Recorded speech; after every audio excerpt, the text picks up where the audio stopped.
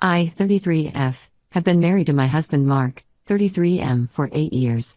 We met during our pharmacy residency and got married after dating for 2 years.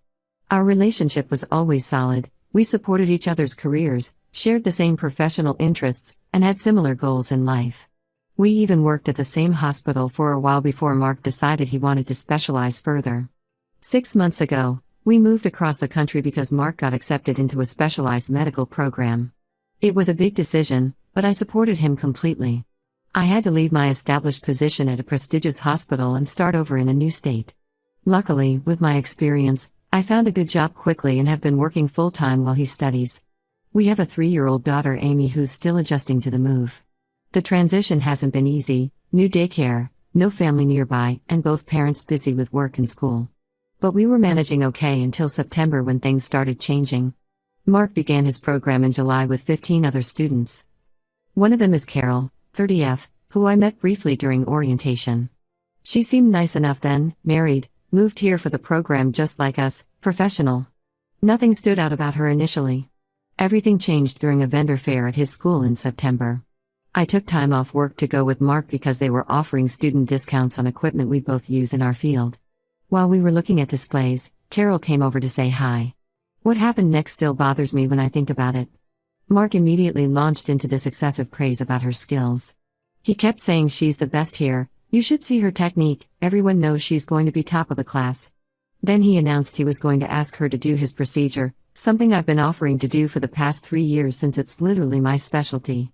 I've brought it up countless times, but he always said he wasn't ready or needed more time to think about it. Standing there listening to him praise her expertise over mine felt like a slap in the face. What made it worse was Carol's fake modest response, "Oh stop, I'm not that good, you're just saying that," while clearly enjoying the attention. I stayed quiet because I didn't want to make a scene, but it hurt. Things got worse after that. A few weeks later, he was complaining about their pharmacology final. He made this comment about how another classmate Amber was asking a male student for help when her husband was a pharmacist. I couldn't help pointing out the irony, I'm a pharmacist too, but he prefers Carol for his procedure. His response floored me. He got this nervous look and said, "It's different, those two pharmacists are from different countries. You and Carol are both from here, one is just better than the other." The moment the words left his mouth, he tried backtracking, "Well no, I didn't mean it that way, you know what I'm trying to say." I was getting ready for my hospital shift and didn't have time for an argument, so I just laughed it off with "keep talking and we'll end up divorced," and left. Inside, I was crushed. My husband of 8 years basically admitted he thinks his classmate is better than me at our shared profession. After that incident, I started paying more attention to how often he talks about Carol. It's constant, "Carol said this in class, Carol's technique is amazing, Carol made this funny comment." Then I found out she's having marriage problems. When I asked how he knew, he proudly told me she confided in him personally, not their study group, just him alone. They have a study group with 3 other women, but apparently Carol chose to cry to my husband privately about her marriage issues. I tried explaining to him that this level of emotional intimacy with another woman makes me uncomfortable. He dismissed my concerns, saying I was being oversensitive and that he can't be rude to a classmate. But it's gone way beyond normal classmate interaction. This morning was the last straw. I woke up early and saw him texting her before he even said good morning to me. He was asking how she slept, sending her pictures of his breakfast, telling her to make coffee for him if she gets to school first. She replies with heart emojis and cutesy messages. Who texts their married classmate first thing in the morning? We barely see each other anymore between my hospital shifts, his classes, and caring for Amy. The little time we do have together is now tense because whenever I try to discuss my concerns, he gets defensive. He uses this manipulative tactic of saying, "Fine, I just won't talk to anyone anymore if that makes you happy, or I guess I should just drop out since you can't handle me having female classmates." Yesterday, while he was in the shower, his phone kept buzzing with messages. I know I shouldn't have looked, but something in my gut told me to check. Carol had sent him this long message about her marriage problems, saying she feels more understood by Mark than her own husband. His response made my blood run cold. He told her she deserves better and suggested meeting outside of school to talk more. When I confronted him, he exploded about privacy invasion and called me controlling. He said I was turning innocent friendship into something it wasn't. But if it's so innocent, why hide it? Why meet secretly? Why text constantly? My sister Sarah, 35F, thinks I should trust my instincts. She went through something similar with her ex, who also claimed his coworker was just a friend until she caught them together. My best friend Emma, 34F, lost her marriage the same way. It started with innocent texts and coffee meetings before class. I feel like I'm going crazy. I moved across the country, left my job, started over in a new state, and have been supporting our family financially while he studies. Now I'm watching him develop feelings for someone else while being told I'm paranoid for noticing. The worst part is, I think he genuinely believes he's done nothing wrong. Am I really being oversensitive? Is this normal student behavior that I'm misinterpreting? Should I be more understanding of him having female friends? I just can't shake the feeling that something isn't right. Update 1 first, I want to thank everyone who commented on my original post. Reading your responses made me realize I wasn't being paranoid. Many of you noticed red flags I'd been trying to ignore. Things have gotten significantly worse since I last posted. After reading comments suggesting I trust my instincts, I decided to do some investigating. What I found made me sick to my stomach. I started by checking our phone records. Mark and Carol exchange hundreds of texts daily, often late into the night when he claims he's studying. Most concerning are the patterns, messages starting at 6 a.m., before he even gets out of bed, and continuing until midnight or later. There are dozens of lengthy phone calls too, always when I'm at work or after I've gone to bed. Last week, I ran into Lisa, 31F, another student from their study group, at the grocery store. She made a comment about how close Mark and Carol have become. When I pressed for details, she seemed uncomfortable but eventually told me some things that confirmed my worst fears. Apparently, Carol's marriage troubles conveniently started right after she met Mark. Lisa said Carol barely spoke about her husband James, 32M, during the first months of the program. But after getting close to Mark, she suddenly started complaining about James constantly. Lisa also mentioned that Carol's behavior changes completely when Mark's around. She gets flirty, laughs at all his jokes, and always manages to sit next to him. The biggest shock came when James himself reached out to me on Facebook. He sent a long message explaining that Carol told him I was a controlling wife who wouldn't let Mark have female friends. She painted me as some jealous psycho who was causing problems in their innocent friendship. James reached out because he noticed Carol becoming increasingly distant and staying late for study groups that he later discovered didn't exist. James and I compared notes, and the timelines matched perfectly. Carol started pulling away from him right when her friendship with Mark intensified. She's been making excuses about late labs and study sessions, the exact same times Mark tells me he's at the library. Speaking of lies about his schedule, I discovered something that proves he's been deliberately deceiving me. Mark told me he has mandatory evening labs on Tuesdays and Thursdays until 8 p.m. But when I mentioned this to Lisa, she looked confused and said their program doesn't have any evening classes those days. Everything is scheduled between 8 a.m. and 4 p.m. Suspicious, I checked his location history. We share locations for safety since I work late hospital shifts. On those evenings, he's been going to a cafe near Carol's apartment complex. Not the school library like he claimed, not the study rooms, but a small cafe just 2 blocks from where she lives. The final straw was finding unexplained charges on our joint credit card. Dinner for 2 at romantic restaurants, movie tickets, even a jewelry store purchase, all on evenings he was supposedly studying. When I checked the locations, they were all places near Carol's apartment. I confronted Mark with everything I'd found. Instead of showing remorse or trying to explain, he turned it all around on me. He called me crazy for investigating him and said this proves exactly why he can't be honest with me.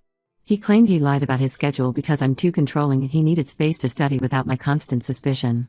When I asked about the restaurant charges, he claimed they were group dinners with classmates. But Lisa already told me their study group hasn't met outside school in weeks because everyone's busy with midterms.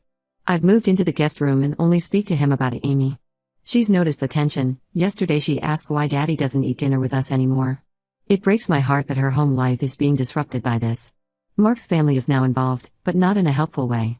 His mother called me crying about how I'm destroying her son's chance at a better career by not trusting him to have female friends. His sister, who I was once close to, sent me a long text about how I'm being paranoid and need to work on my insecurities. They don't know about the lies, the secret meetings, or the credit card charges because Mark's only told them his version of events. My parents think I should take Amy and stay with them for a while. They live 3 hours away and have offered to help with childcare while I figure things out. Part of me wants to go, but I'm worried about disrupting Amy's routine even more. She just started making friends at her new daycare, and I don't want to put her through another move. I've started documenting everything, the phone records, credit card statements, screenshots of his location history, and my conversations with Lisa and James. My sister says I need to protect myself in case things get worse. She thinks Mark and Carol are having an emotional affair at minimum, possibly more. The hardest part is watching the man I loved and trusted for 8 years turn into someone I don't recognize. He's gone from being my best friend and partner to someone who lies to my face and makes me question my own sanity. Last night, he had the audacity to tell me that my paranoid behavior is pushing him away and forcing him to confide in others. As if his lies and betrayal are somehow my fault. I don't know what to do next. Part of me wants to fight for my marriage, but a bigger part knows that trust, once broken, is nearly impossible to rebuild. How can I ever believe anything he says again? Even if he ended all contact with Carol today, how could I trust he wouldn't just hide it better next time? I have a consultation with a divorce lawyer next week. I'm not making any decisions yet, but I need to know my options. I never thought I'd be in this position, supporting my husband through school while he builds a relationship with another woman behind my back. Right now, I'm focusing on being present for Amy and maintaining my performance at work. I can't let this situation affect my career or my daughter's well-being. But I feel like I'm just going through the motions, waiting for the other shoe to drop. Update 2 will come after my lawyer consultation, or sooner if anything significant happens. Thank you all for helping me see that I'm not crazy for being concerned. Update 2 I finally got the confirmation I needed, but the truth was worse than I imagined. After my last update, James, Carol's husband, and I met for coffee to compare notes about what's been happening. What we discovered left both of us devastated. James had gotten suspicious when Carol started putting a passcode on her phone and turning it face down whenever he was nearby. He noticed she'd been staying late at school even during exam breaks, and her excuses weren't adding up. The final straw for him was when he saw a notification pop up on their shared iPad from Mark saying he couldn't wait to hold her again. It turns out Carol hadn't been deleting her messages on the iPad, which was still syncing with her phone. James showed me screenshots that made me physically sick. Mark and Carol had been planning a future together for months. They talked about how they were meant to find each other and how their marriages were holding them back from true happiness. The messages went back further than I thought, all the way to August, just a month after the program started. They discussed their deep connection and how they wished they'd met before getting married to other people. There were detailed conversations about their plans to leave us after Mark graduates next year. They'd even been looking at apartments together during those fake study sessions. The worst part? They've been physical since September. All those late-night study sessions and coffee meetings were actually dates. They used schoolwork as an excuse to spend time together, knowing James and I would be supportive of their education. There were messages about hotels they'd visited and plans for future meetups. When I confronted Mark with the evidence, he didn't even try to deny it. Instead, he turned it into an attack on me. He said my constant suspicion and controlling behavior had pushed him away, and that Carol understands him in a way I never could. He actually had the audacity to suggest we try to work things out while he figures out his feelings. I asked him about Amy, about our 8 years together, about the life we built. His response? Sometimes people grow apart. Carol and I have a connection I can't ignore. I never meant for this to happen, but I can't help how I feel. I've already contacted a divorce lawyer and started documenting everything. James is doing the same. We've both moved our money into separate accounts after discovering our spouses had been using joint funds for their affair, hotel rooms, dinners, gifts. Mark's family finally believes me after I showed them the messages. His mother, who previously accused me of being paranoid, now calls daily crying and begging me to give him another chance. She keeps saying he's just confused and going through a phase because of the stress of the program. His sister, who was defending him last update, now wants to beat some sense into him. The most ironic part? Carol's not the perfect student Mark made her out to be. James showed me her grades. She's barely passing some classes. Turns out those long study sessions weren't about academics at all. My paranoid concerns about their relationship actually have affected their studies. They've both been put on academic probation for poor performance. I've moved out of our bedroom completely and am staying in the guest room until I can find an apartment. Mark has the nerve to act hurt about this, saying I'm being dramatic and tearing our family apart. He still thinks we can work this out. He suggested marriage counseling yesterday, saying he's willing to try if I can get past this and accept that Carol will be part of his life. Amy's been asking why Daddy doesn't play with her as much anymore. She caught him video chatting with Carol the other night and asked who the pretty lady was. Mark told her it was his special friend from school. I've never wanted to slap someone so hard in my life. The divorce paperwork is being prepared. I'm going for primary custody since Mark's clearly not prioritizing our daughter's well-being. He missed her daycare parent-teacher conference last week because he was having lunch with Carol. When I confronted him about it, he said he forgot, but his location showed he was at a restaurant near Carol's apartment during the meeting time. James and I have been supporting each other through this nightmare. We're both focused on documenting everything for our divorces and trying to maintain our dignity despite our spouse's complete lack of remorse. Neither of us ever expected to be in this position, but at least we're not going through it alone. My next update will probably be about the divorce proceedings. Mark still doesn't know I'm filing. I'm waiting until everything is in order. Given how he's been acting, I expect him to make this as difficult as possible once he realizes I'm serious about leaving. To everyone who told me to trust my gut and investigate further, thank you. You helped me find the truth before they could blindside us with their love story next year.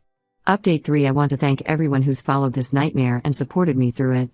The divorce is finally finalized, and I can share how everything played out. After my last update, things moved quickly. The day Mark was served divorce papers, he completely lost it. He showed up at my workplace, causing a scene in the hospital lobby about how I was destroying our family over nothing. Security had to escort him out. Carol was with him, trying to convince my co-workers that they were just friends and I was mentally unstable. That stunt actually worked in my favor during custody negotiations. Mark and Carol didn't even wait for our divorces to be final before moving in together. They got an apartment 2 months ago, telling everyone they were tired of hiding their love and life is too short to deny their feelings. The karma that followed was almost poetic. Their relationship started affecting their studies even more. Both nearly failed out of the program because they were too busy playing house to study. Mark's grades dropped so low he was placed on academic probation. Carol failed 2 important exams and had to petition to retake them. Their dream of graduating together might not happen. Turns out romance doesn't help you pass medical boards. The custody battle was surprisingly straightforward after Mark missed Amy's birthday. He chose to go on a weekend trip with Carol to celebrate their new beginning instead of attending his daughter's party. Even his own mother stopped defending him after that. The judge was not impressed by his priorities. I got primary custody, with Mark getting every other weekend. But even that's too much commitment for him. He's already canceled 3 weekends because of study emergencies that mysteriously coincide with Carol's free time. Amy came home from her last visit talking about how Daddy's new friend keeps trying to get her to call her bonus mommy. I shut that down immediately through my lawyer. The financial settlement was interesting. Since I supported us through his schooling, the judge ordered him to repay a portion of those expenses. Now he's complaining about how child support and repayment are affecting his fresh start with Carol. Apparently, their love story isn't as magical when it involves actual responsibilities. Mark's family has completely shifted sides. His mother apologized for not believing me sooner and regularly sends Amy gifts and care packages. His sister blocked Carol on all social media after Carol tried to post about being a bonus mom to my daughter. James and I have maintained our friendship through all this. We meet regularly with other members of a local divorce support group. It's been helpful to connect with people who understand what we're going through. We're both focused on our careers and co-parenting our respective kids rather than jumping into new relationships. The best revenge has been living well. I got a major promotion at work and bought my own house, something Mark said we'd never be able to afford. Amy loves her new room, and we've made it our happy place. She's in therapy to deal with the changes, but her counselor says she's adjusting well. Last week, I heard through mutual friends that Carol's getting frustrated with Mark's lack of ambition since he's struggling in the program. Apparently, she expected him to be this brilliant, successful doctor, not someone on academic probation who can barely pay his bills. Their perfect love story is showing some cracks now that reality has set in. For those wondering if I regret anything, only that I didn't trust my instincts sooner. But I'm proud that I maintained my dignity through it all. I never stooped to their level or let their behavior change who I am. Thank you to everyone who supported me through this journey. Sometimes losing someone who doesn't respect you is the best thing that can happen. Amy and I are thriving in our new life, and that's all that matters. Update: since some asked about legal details, Mark and Carol both had to declare their relationship to the program administration. They're now barred from being study partners or working on projects together. The program director told me this affected both their professional recommendations. Karma works in mysterious ways.